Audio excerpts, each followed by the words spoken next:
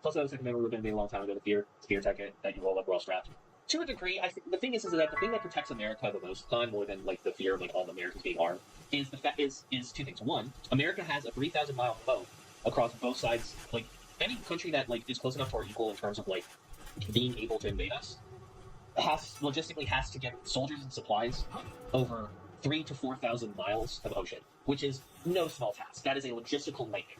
That's the first thing. The second thing is being able to invade America is harder than invading maintaining Europe. You know, firearms notwithstanding, you have to remember that if China were to invade like California, they're going to need to start off being able to fight in urban and desert conditions. That's if they're in Southern California, or forested wet conditions if they're in the Northeast or in the Northwest.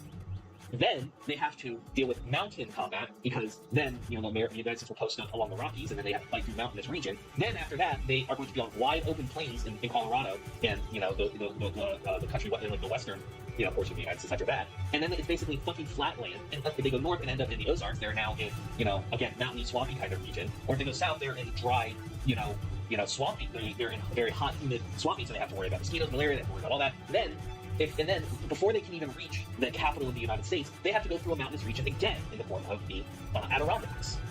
And then they're in the Northeast, with the most populous, urbanized center in the world that's filled with forests and creeks and swamps. So now they're going to have to deal with both urban and forested and swampy environments, and mountainous environments too, because the Adirondacks goes all through New England. So what China would have to do to invade us, they would have to deal with deserts, they would have to deal with plains, mountains, swamps.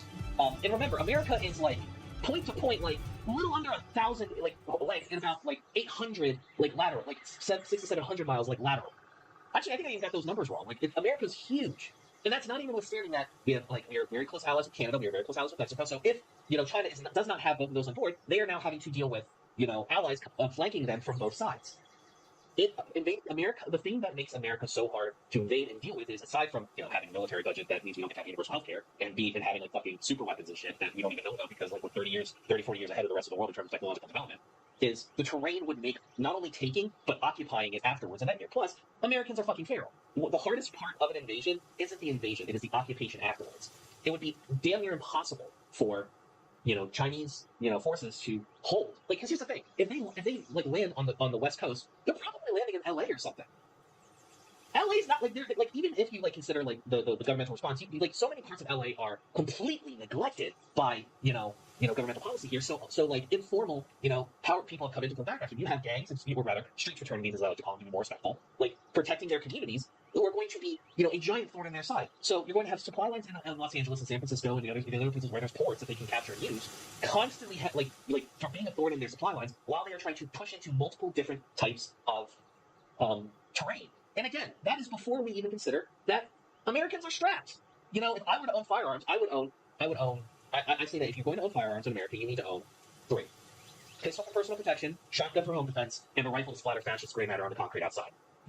That's it. So, yeah, if China tried to invade the United States, it wouldn't go away. And if Europe came together, they would have to deal with the same fucking issue. The powers that be would move out west, and they would have to deal with the same fucking problem. So it's a 3,000-mile moat on either side, multiple different terrain, the logistical nightmares of occupying a city and then while trying to push, it would be hell. It's just not fucking worth it. And that's before you consider our military budget and how that much better our military is compared to every other military in the rest of the world. And that's also before you consider Americans are strapped. It's just not worth it.